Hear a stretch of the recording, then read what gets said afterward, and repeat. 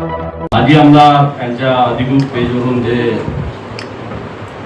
दादांनी सांगितलं त्याप्रमाणे सर्व पत्रकार बांधवांचे स्वागत करतो. निमंत्रणाचा स्वीकार करून या पत्रकार परिषदेला उपस्थित झाले याबद्दल मी आपला आभारी आहे.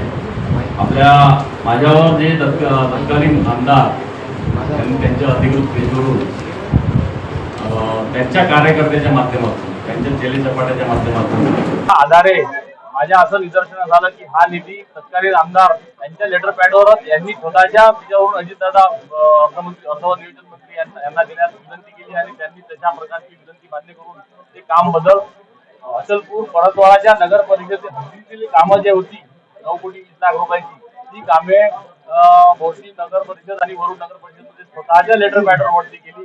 आणि माझ्यावर जे खोटे आरोप करण्यात आलेले होते की मी सूड भावनेने मी कशात कोणत्या गोष्टीत आढळत नाही किंवा कोण्या गोष्टीत हा सापडत नाही किंवा कोण्या गोष्टीत हा दिसत नाही, त्याच्यामुळे खोटे आरोप करून मला नगर परिषद आणि जिल्हा परिषदेच्या निवडणुकीच्या तोंडावरती मला पकडण्याचा प्रयत्न करण्यात आला.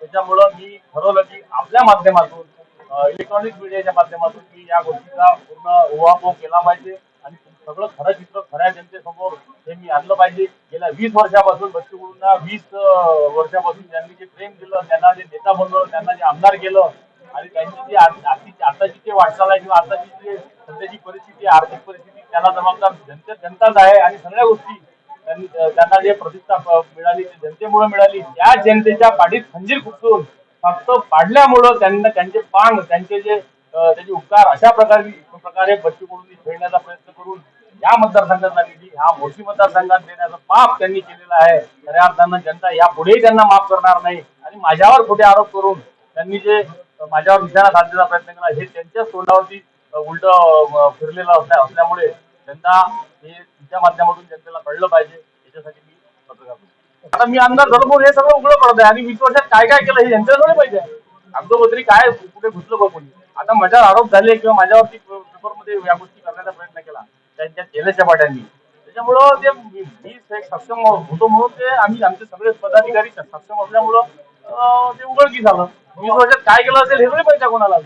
आम्हाला वृत्तपत्रामधून आमच्या चांदूर रहिवासी आहे मी, तिथं आम्हाला माहीत पडलं की आम्ही जे विकासाच्या कामासाठी जो निधी टाकला होता बच्चू कडूंनी तो निधी इतरत्र वळवण्यात आला आहे. पण त्याची आम्ही शहानिशा करत असताना 2 GR एक 14 ऑक्टोबर आणि नंतर